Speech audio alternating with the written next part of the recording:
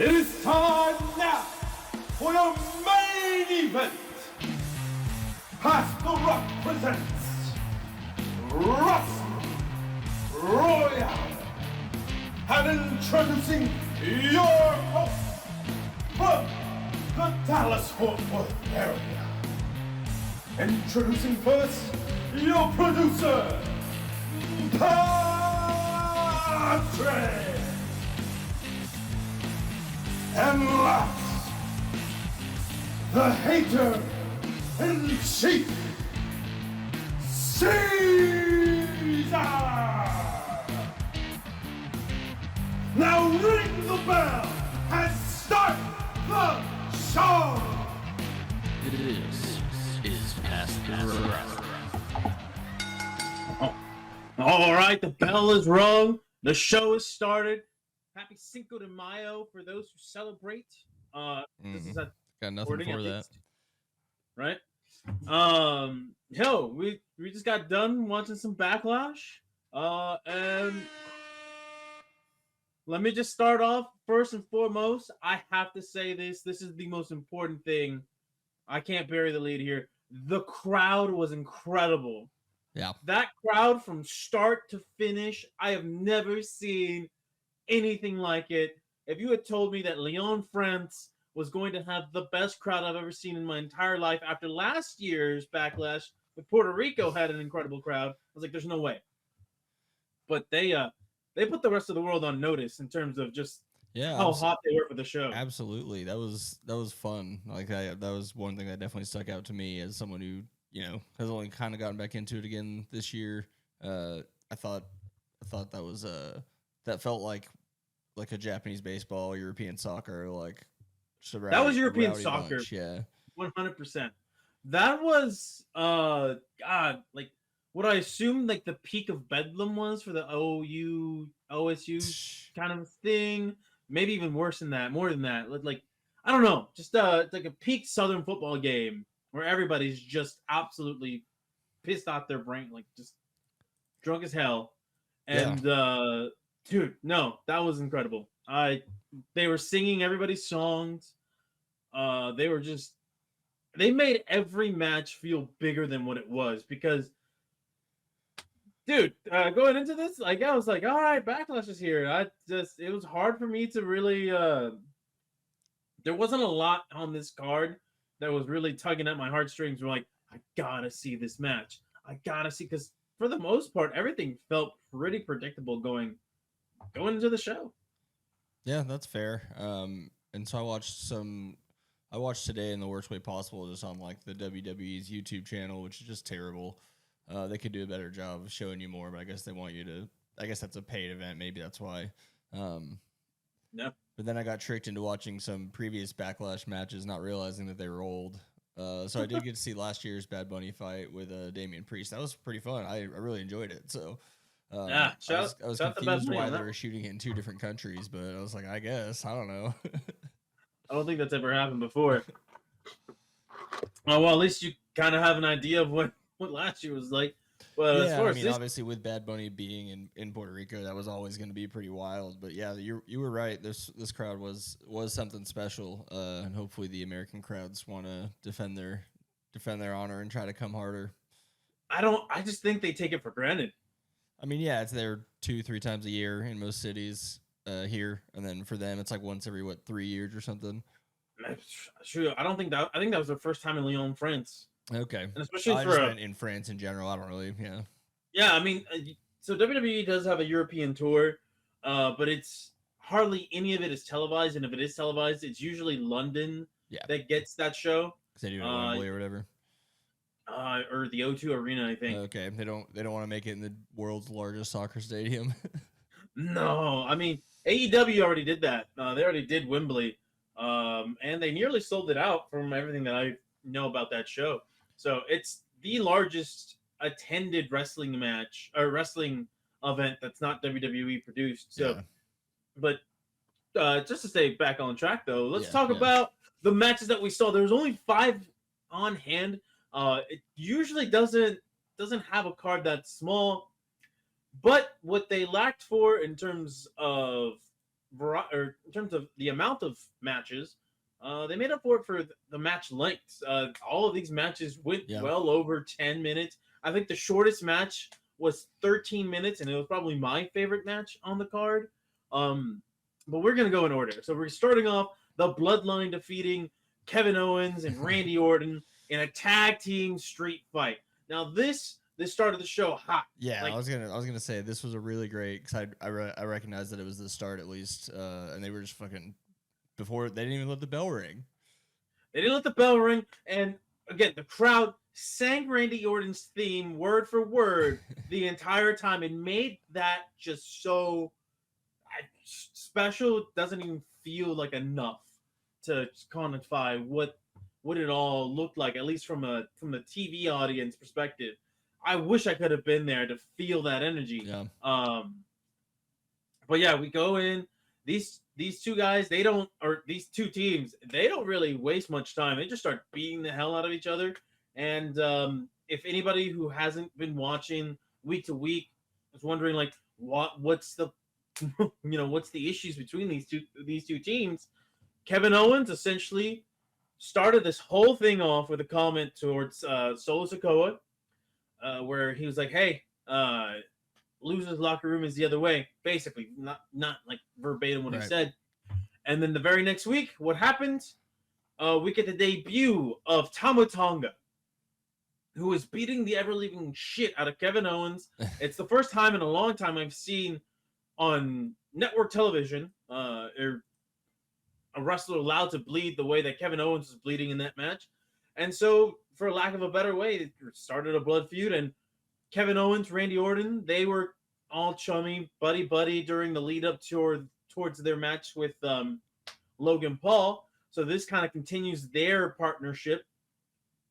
So Randy Orton comes in and essentially agrees to be the tag team partner of Kevin Owens. Solo Sikoa, Tama Tonga, the Bloodline. For those who are not familiar with Tama Tonga, he comes from New Japan Pro Wrestling, and his father is a former WWE star himself, Haku. And so Haku, and just to kind of keep the theme of the Bloodline, for those like, all right, so how is he related to the Bloodline? Well, Haku is essentially very, very, very good friends with Rikishi, the father of Solo Sikoa.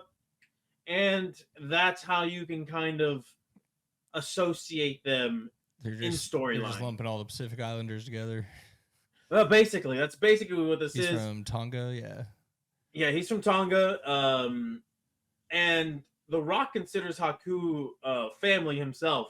So, again, there is that connection there. So you have the Bloodline, the new version of the Bloodline, where Solo Sikoa, Tama Tonga are essentially bullying the shit out of Paul Heyman to be up by their side. There's no word on Roman Reigns, who is in real life filming in Hollywood right now. So it's going to be a while before he comes back. But back to this. They kind of need they do need to take a break from some of these. Some people need at least a week to not be in the spotlight or whatever, Absolutely. Now, especially with Roman Reigns, I mean, listen, I know there's like a lot of complaints about him during the last year of his reign, where he was barely defending the title, he was barely showing up TV, but it made him feel more special. Mm-hmm. And plus, like, the guy was just called upon for years and years of just working 150 plus nights a year. Give the guy a break. Okay, he's earned it. So we can do without Roman Reigns for now. This, by the way, this infusion of extra Pacific Islander has really freshened up the Bloodline storyline. And I can only assume it's going to end in an even more cinematic fashion than what we saw at WrestleMania. Because this time it's just going to be Civil War. Like Avengers Civil War. We're getting Bloodline Civil War. And we thought we had it last year when the Usos split away from the Bloodline. But I guess they're running this shit back, and I'm all for it. But back to the match itself. This one was hard-hitting affair all the way through. If you were looking for a good old-fashioned wrestling match, you didn't find that here. You got a lot of brawling, a lot of weapons, and you got some sick fucks in that ring with some crazy ideas. I don't know if this one caught your attention, but Tama Tonga and Kevin Owens on the top rope, and Kevin Owens performs a brainbuster Mhm. onto 4 lined up steel chairs. Yeah. I was just, oh my gosh, that spot always makes me just shudder. I can only imagine how I like bad the this feels. setup where he hits him like with one chair at a time, then puts it down. Yes, and he's playing up to the crowd because the crowd is like, oh, and Kevin Owens, being a man of the people, was like, all right, well, I'm just gonna keep hitting you one by one. Yeah, he's French Canadian, so of course they're gonna like go be all in on that. It was Yeah, they're like, worth pointing out that we mentioned they started fighting even before the bell. I don't know who came out on the mic running out of the tunnel that declared it a street fight, but he did it in French. Nick Aldis. He did it Yes, in the Nick worst French Aldis, I've ever heard. It who was is hilarious. yeah, he is the kayfabe storyline general manager of SmackDown. Okay. Yeah, so he is in storyline, their boss. But yeah, him running out there and yelling that or like saying it in some type of French was pretty funny, and the crowd seemed to enjoy that. I didn't want to forget that. That stood out. Oh man, you gotta pander. You gotta pander, especially when you're at an international audience. Absolutely, that's how you get the people going. Well, yeah, they're not gonna bring out any PSG players to wrestle. I don't think their contract's gonna let them. Well, I don't even think Lyon would root for any PSG players. I don't know the geography of France well enough to know who their team is, but it's like I think they're just called Lyon FC. It's but yeah, guess, even if it's not right. right. We could fact check that like another day. But anyway, back to this match though. It seemed like Kevin Owens and Randy Orton, after it started off hot, they were in control of the match. Things devolve, Bloodline takes over, and then they eventually fight their way back. And just when it seems like Kevin Owens has the victory, he does that brutal brainbuster spot. The ref gets pulled out, and what happens? Yet another Pacific Islander joins the fray. This time, it is a man named Tangaloa. He's from New Japan Pro Wrestling as well. He is Tama Tonga's real-life brother. They were known in New Japan as the Gorillas of Destiny, where they were 7-time tag team champions in Japan's biggest promotion. Now, I'm going to tell you this. For anybody who's not familiar with Tangaloa's work, this man is awful. He's atrocious in the ring. You can find a video of him throwing some of the worst, most uninspired fake punches you've ever seen in your life. Fake punch, fake chop. And bless Kazuchika Okada, who's on the receiving end of this. He's one of my favorite wrestlers. He's selling it like it's actually hurting him. You're like, man, dude, you are just phoning it in right now. And Tangaloa is really not good. Tama Tonga, however, he's solid guy, has experience wrestling in a singles competition, in tag teams, of course, with his brother and with the Bullet Club, as they mentioned over the commentary. Which I'm just gonna say something. I know you've been away from wrestling for a really long time, but for the longest time, it was taboo to mention other wrestling promotions. They might have done it for shock value, but now they just kind of acknowledge it as like, yes, this promotion exists outside of our own. For the longest time under Vince McMahon, it was like a fucking bubble. And like, if you ever said another promotion's name, I'm sure you had to beg, plead to get that just one-liner off of like, oh, The only time it ever really was brought up is if it benefited the character on screen. So, for example, Brock Lesnar. When Brock Lesnar came back to WWE, sorry, not Brock Lesnar, AJ Styles. AJ Styles threw Brock Lesnar. And the why I say that is because those two men are at the time were the only men to hold both WWE championships and the New Japan heavyweight championship. And so WWE wanted to, be like, oh, look, both of these guys, IWGP heavyweight champions, WWE champions. So they only use it as a tool. In this case, they're using it to give you context to who it is, who you're seeing, and I appreciated that. But Tangaloa slander notwithstanding, he comes in, interferes in the match, and seals the deal for Solo Sikoa to get the pin on Kevin Owens with a nice little zesty grab of the chin. Yeah. Just bah! And 1, 2, 3, that does that. I don't know if this feud continues past this or not. I assume we're going to stretch this out a little bit further. No Diddy. Nah. No, no, didn't work. Okay, fair enough. You can hit me with a wah wah wah. No, I'm just keeping him out of this. Okay, fair enough. But yeah, all in all, long match. I think it was the second longest on the card, but never a dull moment. And No, that was fun. that was a fun opener. Crowd made it even better. The next one, and this one was my favorite match of the night, actually. It was Bayley against Naomi and Tiffany Stratton. Woo, boy. That one was fun. You saw a lot of dynamic athleticism from both Naomi and Tiffany Stratton. And then you had Bayley, who kind of tied it all together in a nice little bow. And this match only continues to confirm that Bayley is the most popular woman in Europe, at least in wrestling fan circles. So, Patrick, you probably heard the crowd singing, "Whoa, Bayley, hoo ha, we want to know, will you be my girl?" They did that the entire match. I don't know if you were paying attention to that, but the UK crowd started that years and years ago, and it has followed Bayley ever since. And now that she's back to being a babyface, back in Europe, the French were like, "Fuck it, we can do it too." Yeah. And they made this fun. But what really popped this off was, again, Tiffany Stratton, Naomi flying all over the place, showing you just how freakishly athletic these women are. You have multiple unique spots. My favorite part of the match, one of my favorite moves in the match, right? They're on the outside.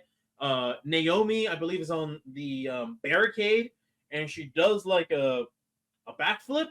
She does a backflip into a neck breaker on one of the girls. I was like, "Yo, let's go! This is what I'm talking about." I had no expectations for this match because, again, I thought this was going to be predictable. Like, storyline wise, I'm like, there's no way any of the single champions or the champions who are, not the non-tag team champions, there's no way they lose because they all just won at WrestleMania, right? So it was predictable, and that kind of sometimes it can take away from the fun of a match, but not in this case. I thought the end was a little weird. I don't know if you saw it, but so Tiffany Stratton's outside of the ring, and Naomi has a pinfall attempt on Bayley, and then Bayley kind of reverses it into another pinfall attempt of her own, and then you just get the 1, 2, 3, just kind of a sudden finish. I don't know if that was like a mess up from the ref. I did see on Twitter that there was some complaints about refereeing in one of the matches. I could not trace it back though to which one they were talking about, because this tweet, when I looked at it, I'm like, my guess is Twitter didn't like whichever. There was some woman doing her like first ever woman to do a certain type of match. So I assume that's what Twitter would be mad about. No, it wasn't even that. It was the ref. The thing was, this ref has been around for 20 years. Okay. Why is the So it's a woman ref to the first, like one of the first. It was like the first woman to ever ref. What was it? Maybe I'm thinking of a match from like I said, I watched some mixed in that were from previous years, so maybe I mixed that up. Okay. Were you able to watch this match though? I don't think I saw. I think I saw the clips of this one, but I didn't watch this full match. Okay. Did anything stand out to you in those clips though? I remember hearing people yelling "Tiffy time" and Naomi just being a psychopath, but that's pretty much it. They were yelling "Tiffy time," and Naomi was doing some pretty crazy stuff in the ring. This was a great show. When we talked about WrestleMania, that there's part of me that loves these female fights because they're able to do these more acrobatic, just like a bunch of it all at once type of stuff. Yeah, and you have two of the most athletic, high-flying women in WWE right now, all in one match. And then, of course, you have Bayley, who has a more grounded style, but it works as for, having somebody to kind of contrast. Yeah, absolutely. So it's like they say, styles make fights, and this one made for a really entertaining one. But Bayley, you won. Congratulations. I don't know where she goes from here. Naomi took the pinfall. My assumption is, since Tiffany wasn't the one who took the pin, that this is now going to lead to Bayley versus Tiffany at the next major show. I mean, which that would make the I'm most not sense. I feel like with the rise Yes. of Tiffany, and then at some point, eventually Jade will get her chance to run around as the best. But Oh yeah, and we'll get to Yeah. her in a little bit. Although I will say that one's gonna be a slow burn. It won't be this year. I'll be shocked. I'll be shocked if Jade Cargill I was thinking like is WrestleMania Vegas. like if that's when it happens. Then Give I'm her a not full shocked. year, basically. Yeah, give her a full year. But yeah, look at this. I just noticed this. The very next show, for the WWE in terms of Raw. premium live events, Oh. they're going right back to Europe in Glasgow, Scotland. Yeah, if you don't think those motherfuckers are gonna get wild in the crowd. Right now, they did do Clash of the Castle last year, I believe, in Wales. So Scotland, Wales. I know they're pretty much neighbors. We're gonna need you, Scotland, to be just as wild, just as crazy as they were in France. Okay, I don't think the Welsh because they're gonna hear all the talk and be like, no. Right, they're like, we can't let the This French. is our time. Yeah. Like I know there's a weird rivalry. Well, not weird. I mean, there's historical context for the rivalries between the UK and the French. But I don't know so much about Scotland and France themselves. I mean, But just anyway. like we've got fights in Texas with Oklahoma, Alabama, whoever. It's just everyone fights at everybody if they're not themselves. That is indeed true. All right. Now let's move on to this next match. Damian Priest, the World Heavyweight Championship, was on the line against Jey Uso. Main event, Jey Uso, and again the crowd. My goodness, the crowd made Jey Uso feel unbelievably electric. The camera was shaking. The crowd actually got the camera to shake at one point, and that hard cam does not shake very often. So for them to be as rowdy as they were, and to make this entrance of Jey Usos, which is fun, you saw it, we were live. The whole crowd just, it's very simple, but the crowd eats that shit up. Yeah, they just turn on a little flashlight on their phone. Yep. And Damian Priest, like that song needs to change.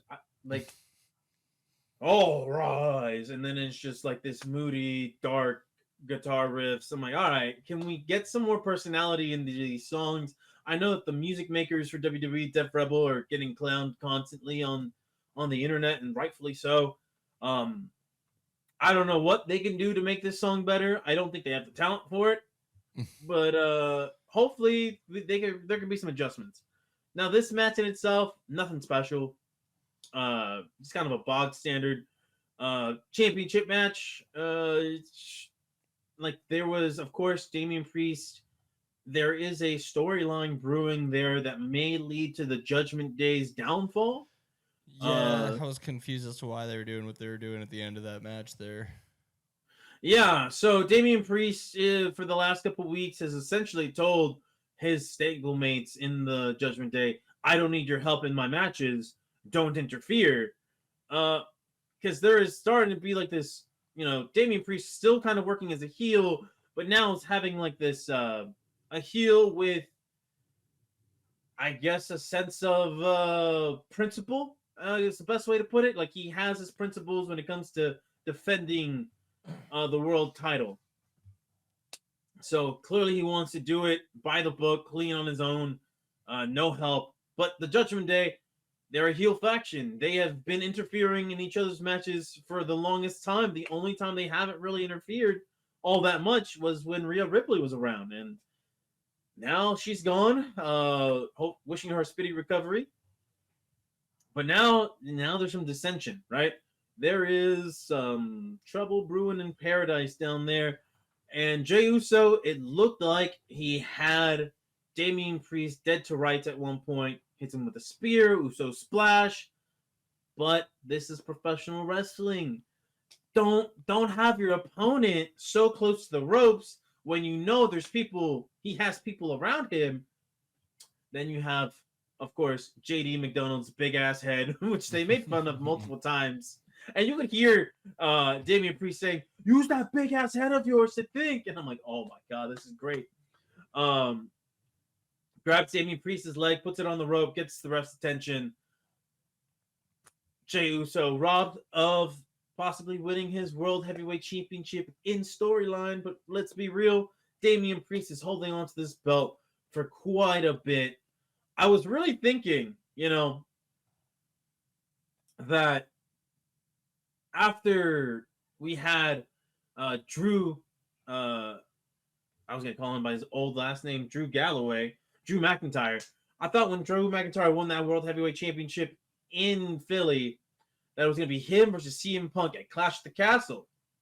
And then I thought, okay, well, Damian Priest cashed in Money in the Bank, but Drew probably gets that thing back at Backlash.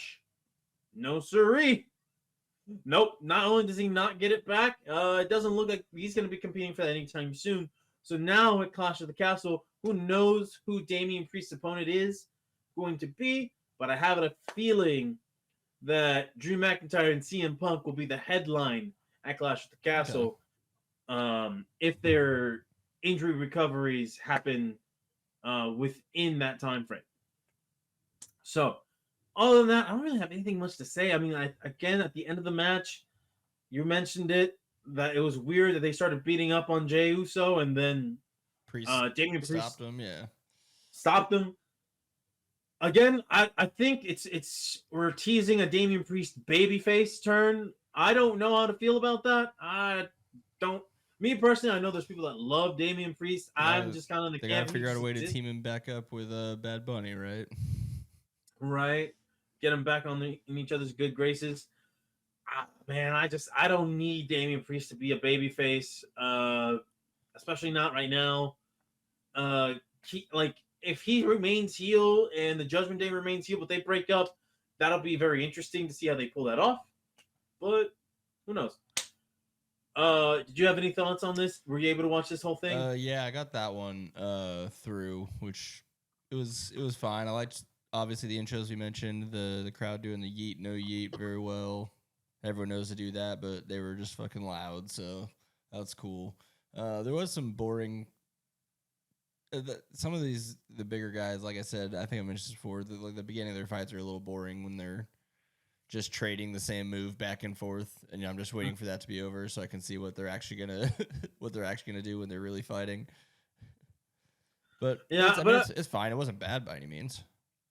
Yeah, I think this was I don't want to say it was my least favorite match, but it wasn't.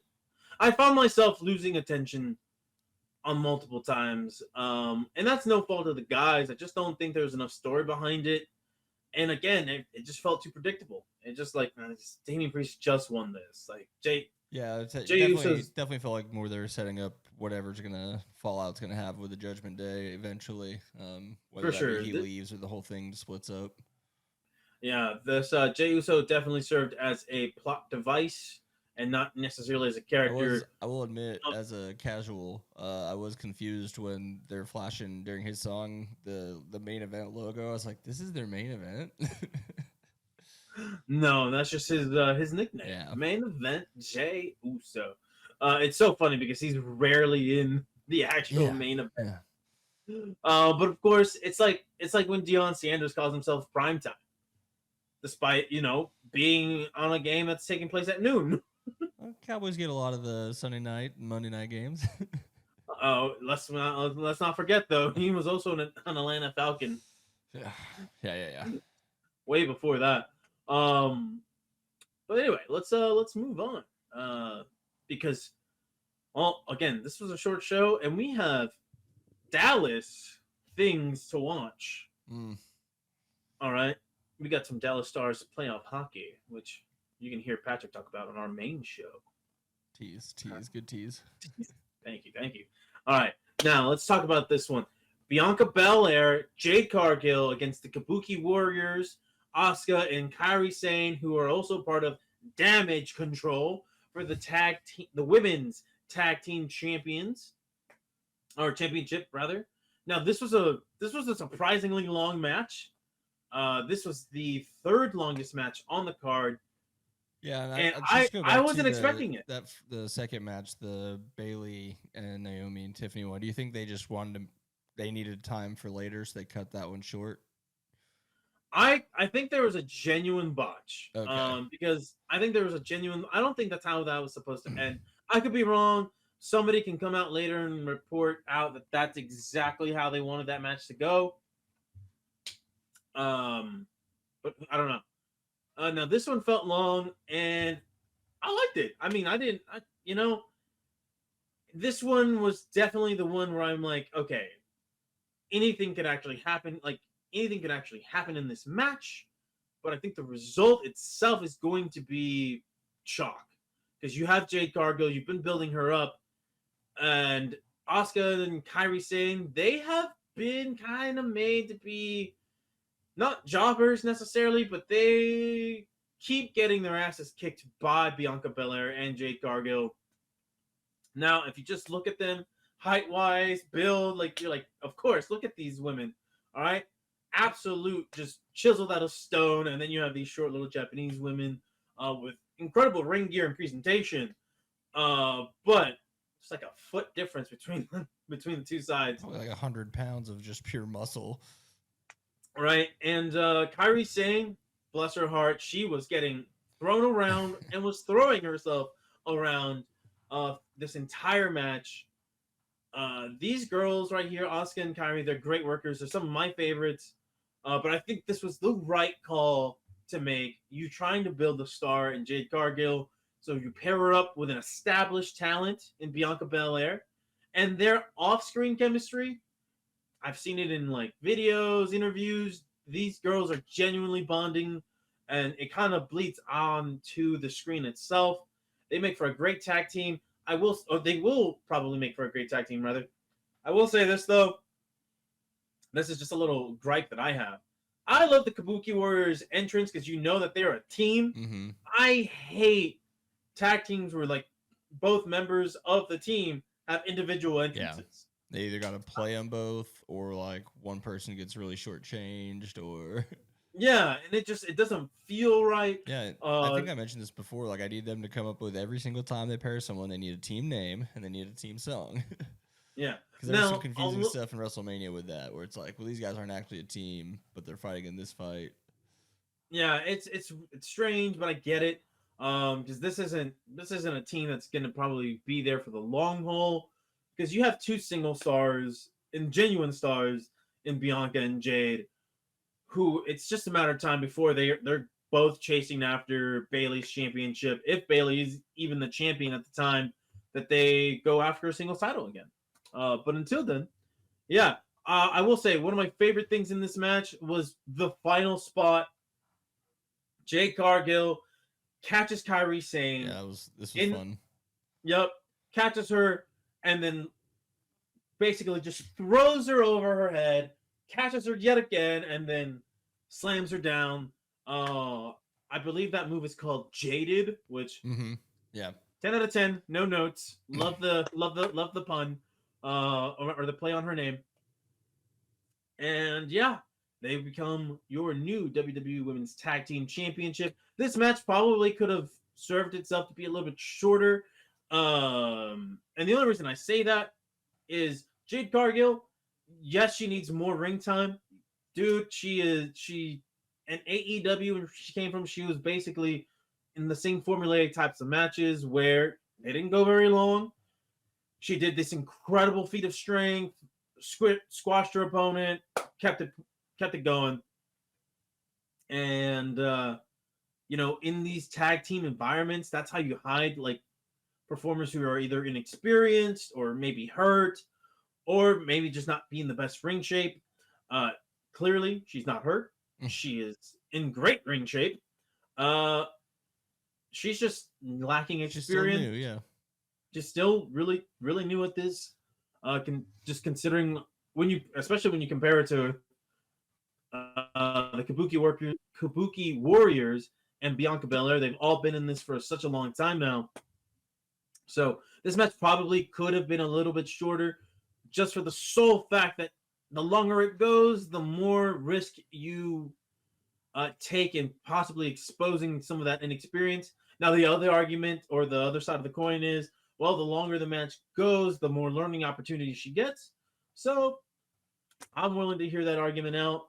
Either way, that's just like a little nitpick here for what was a pretty decent tag team match. We'll see what happens from here, as the Kabuki Warriors have been drafted over to Raw. And it's my understanding that the women's tag team champions are floaters, so they go between show and show. But Bianca Belair and Jade Cargill were drafted to SmackDown specifically, so they will mostly be feuding on SmackDown, I believe, for the most part, with whoever the next team is. Now, I don't know who that next team is, and I don't know what's in store for the Kabuki Warriors. They did tease going after, or sorry, not Kabuki Warriors, Damage Control as a whole. They did tease going after Becky Lynch. Okay.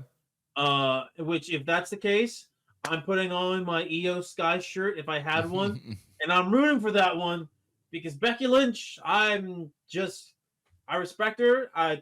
From like 2016 to 2019, I was like, yo, Becky Lynch, GOAT status. Yes. Now 2024, I'm like, all right, I'm ready to see somebody new. Yeah, that's fair. Okay? Like, your character, I feel like you've done everything that you can possibly do in WWE without ever having taken significant time off. She was pregnant. She had a child. All right? 9, 10, like maybe like a year away, and it still doesn't feel like it was enough time away for the heart to grow fond, or for the heart to long for her back in the ring. So who knows what happened? Got to tear her down to build her back up thing. Yep. Now that one is a tease. I don't think it's happening soon. I believe the next thing up for her is going to be Liv Morgan, who kayfabe injured Rhea Ripley and took that title off of Rhea, and Becky Lynch managed to get that back in the most confusing thing I've ever seen, which was a battle royal, not a Royal Rumble, battle royal, or battle royale, to kind of stay in theme with our show's name, right? So didn't pin anybody, didn't submit anybody. She just threw somebody over the top rope. And yeah, that's a very You're not in charge of the type of fight you're in. You just gotta try to win. It's true, and it is one way to protect your talent. You don't want to make anybody seem weak by taking a pin. Either way, we'll see what happens. I'm rooting for Damage Control, though. They're my favorite heel faction in terms of the girls' side. Maybe in all the sides, honestly, because it's like the Bloodline. It's interesting, but like I have my reservations with the additions of Tongaloa and Tamatonga. I don't know what they're going to do, and it's more Tongaloa than Tamatonga. But yeah, I guess we'll finish things up then in this Backlash review. Main event. The main event. Cody Rhodes defeats AJ Styles for the undisputed WWE Championship, which they need to rework that name. If you have two heavyweight champions in your program, in your company, you're no longer undisputed. Yes. Yeah, just call it the WWE Championship. Either way, silly names aside, this one was old school, old-fashioned wrestling. These guys grew up in the South. All right, they were exposed to some Jim Crockett promotions, some WCW. All right, two Georgia boys going at it. And this match, 27 minutes in length. And listen, Patrick, you might have a different opinion on this because of the length and just because, you're coming back into these things and still learning more about like what goes into every matches. I think that despite this not having like an incredibly frenetic pace or some like enthralling storyline, I think this was a great match. Start to finish. All right, they were clearly building. They were building a slow burn type of a match, and it picked up towards the end. I will say this: my in WWE Raw versus SmackDown, the video game, way back in the day. I know you're familiar with that one. Yeah. One of my favorite moves to add to my creative character, because I just thought it looked brutal, was the Burning Hammer. All right, and if you never seen what a Burning Hammer looks like, it was created by, I believe, oh my gosh, it was actually created by a Japanese woman, but used specifically by, is his name Kenta Kobashi? I believe is his name. I'm pretty sure that's his name. Burning Hammer. Yeah, we're gonna look this up. Kobashi. Okay, thank you.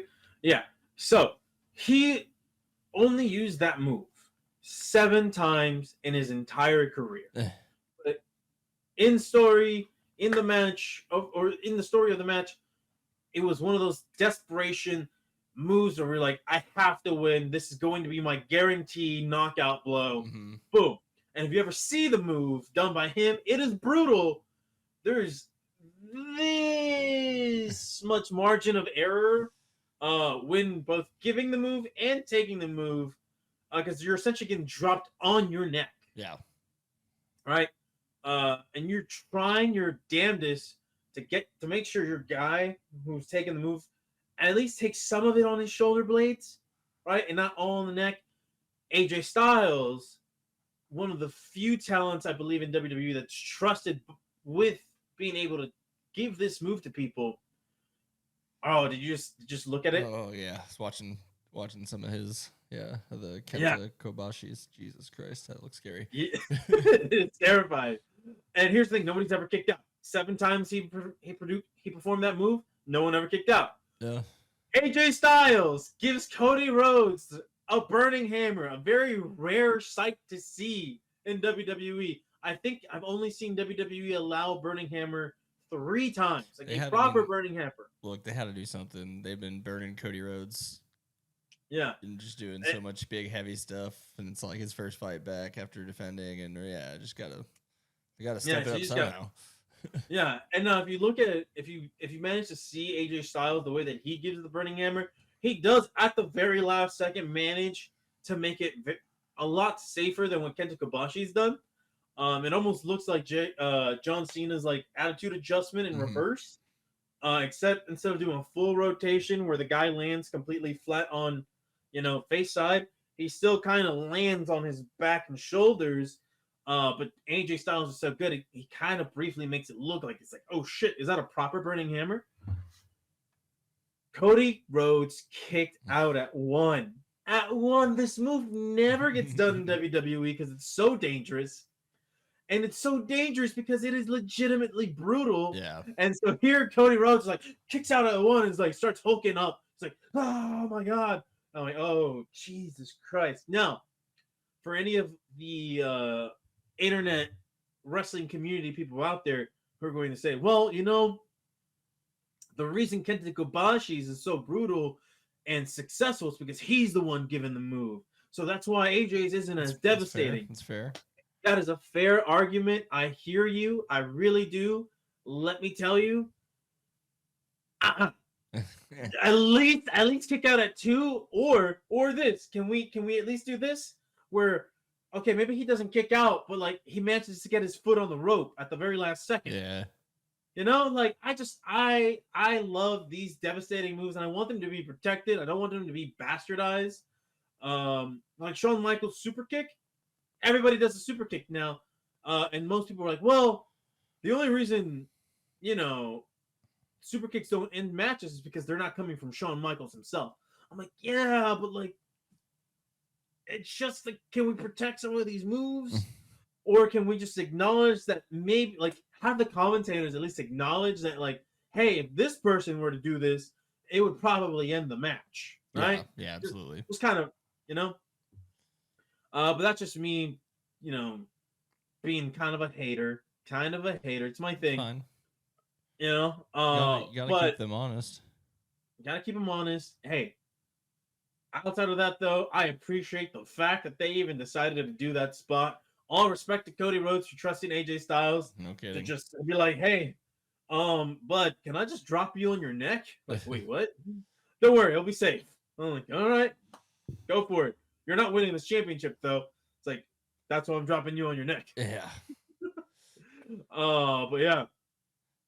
All in all, everything that I've seen on Twitter in regards to this match, this has been AJ Styles' most inspired effort in years. You know, there's been some people thinking like, he's in WWE now. He can just coast. He's not asked to be the guy. He can just do whatever. And it felt that way with his match against LA Knight. I mean, I thought he had a good match, but I didn't think it was anything special.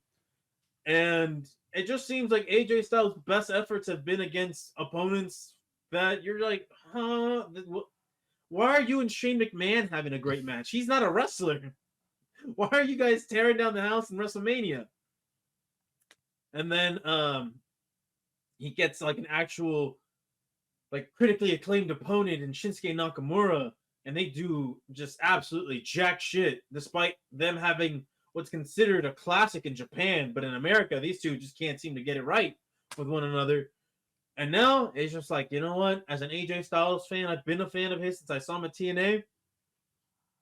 This was good. This healed the soul. This is what we needed as fans of AJ Styles. Patrick, do you have any thoughts on this one? On this match? What, like, from your perspective as somebody coming back into wrestling? Yeah, I mean, obviously they weren't gonna have Cody lose his belt this early, but then also you're just kind of like, what? I don't know. It's weird to me that it's gonna be the main event. I guess just because of the belt that he holds, but it's like we've been running with him so heavy through WrestleMania and leading up to that I'm almost burnt out on caring about him. But that doesn't mean the fight itself wasn't fun or that I didn't enjoy that. Just more of the story stuff. It's like, okay, he's got to beat somebody though. So yeah, and there was barely any build to this. There was barely any story. Matter of fact, like, AJ Styles being heel and all, he kind of just was very oddly respectful the entire time.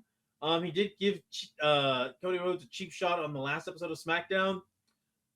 But man, there were so many angles that they could have played with. For example, I'm sure this might be news to you. AJ Styles was the last match that Cody Rhodes' dad ever had. okay, that's cool. Yeah, so they have been using the Dusty Rhodes name, evoking it whenever they can to fit their storylines. And I'm like, this is a perfect time. All right, Cody Rhodes, you can just get under his skin by saying, I beat your daddy for that belt, for the NWA championship belt. I'm like, I'm very familiar with your story. I beat your daddy. I can beat you too. Just anything that, or like, I beat your daddy so bad he never wrestled again. Anything to get some heat on AJ Styles so the crowd could, effectively boo him. Yeah. This crowd was not going to boo him, though. They were all into it. Oh, yeah. But yeah. Other than that, I will say this. The woe from the crowd. Not the hardest woe, but it's up there. And they were, I mean, they were solid all night. Not everything could be the best ever, but they were solid all night. And probably the best crowd ever. We'll see what happens at future international live events. I will say this, though, and now that we're kind of off of Backlash, and we have news, WrestleMania 41 is going to be in Las Vegas, April 19th through the 20th. And if anybody who's never been to Vegas doesn't know, it is recreational. It is recreational. Yeah, you're not going to get the most fired up crowd that night, I'll tell you that. No. They'll be having fun, but you might not be able to tell. That is right. That is absolutely right. Oh, and that's probably going to be the most expensive WrestleMania of all time. Yeah, I know. Yeah, I for a split second thought, maybe I'll try it. Never mind. I'm not going to try to go to that. You're like, Vegas? Las Vegas. You're like, what the fuck's affordable in Vegas? Nothing. All right? Ain't shit that is affordable out there, at least on the Strip. I will say this, though. I do hope, and I don't really know too much about the Sphere. They're not doing it in the Sphere. There's no way. They should do a Raw and SmackDown in the Sphere. I'm just saying. I don't know how it would work, but I'm sure they'd figure something out. Now it is a concert hall, I believe, so maybe it's not feasible. But who knows? Everything can be modified for the right price. It'd be so fun if they did it though. Yeah, I'm trying to think, like, what are they gonna show on the damn screen? Outside. No, like the inside, like during the fights, like that's You could. Who knows, man? yeah. I don't think you're gonna want to watch the actual fight on that, because that sounds like he's gonna make you throw up. But I don't know. Hey, man. This is why I'm just an ideas person, and I don't actually go into details. But yeah, that's gonna be next year's WrestleMania. WrestleMania 420 is what it should be called, and hopefully, Yeah, we should have known when Snoop was making up attendance that he was just predicting the dates for next year. Bro, can you imagine? Okay, I know they're gonna bring Snoop next year. You'll be able to smell Snoop from the screen. All right, and in my living room, and just let him walk out with the biggest blunt you've ever seen in your life. Just some comical sized one, but it has like the WWE champion like logo on it or something. Yeah, that would be great. I'm sure. Well, actually, they might not do that, but probably not. They are still a publicly traded company. I was gonna say, like, as long as it wasn't on, they could do it if it wasn't gonna be broadcast on TV for that little segment. I mean, it's broadcasted on Peacock. It's not like network television or anything. Yeah. But yeah, I get it. I get it. But yeah, I mean, with that said, Clash of the Castle is next up. So the build for that will be about a month and a half long. Or not a month and a half, but yeah, month and like 10 days, something like that. It'll be June 15th, Saturday. It is, I believe this episode will come out May 6th, May 7th, somewhere around there. Yeah. Yeah, so by that time, it'll be about a month and a week where WWE has to build towards the show. Hopefully they do a better job of building towards that than Backlash. Backlash always has like the difficult part of like, well, it's like, so close after WrestleMania. Mm-hmm. It just doesn't feel like they have enough time to really build any stories, especially considering they had the WWE draft, so a bunch of talent switches, shows and whatnot. So with that said, I believe that kind of dragged down the quality of Backlash. However, I enjoyed it for what it was. I'm gonna give this one I don't know, it's Cinco de Mayo, 3.5 Modelos out of 5. Okay. Yeah, I mean, I enjoyed it just fine. I don't feel like I wasted my time watching anything, so I was happy with it. So it's also a positive review on my end. All right, there you go, everybody. Thank you for tuning in to this episode of Wrestling Royale. Again, we don't know when the hell we're doing the next one, but whenever we do, I'd like to think monthly would be a good pace, at least. Monthly, maybe, and depending on like if it's really important shows, maybe every 2 weeks. Yeah, like so PLEs, maybe is what they call them. Oh yeah, they're PLEs. So whenever their big PLEs come around, like SummerSlam, Survivor Series, WrestleMania, maybe we do like every 2 weeks up for that build up, since those are the more important shows. But until then, this has been yet another episode of Wrestling Royale. Check us out on our main channel if you're into team sports. All right, where we talk football, basketball, baseball, hockey. But for now, that's been everything that I got to say. Producer Pat, take us out of here. This is Past the Rust.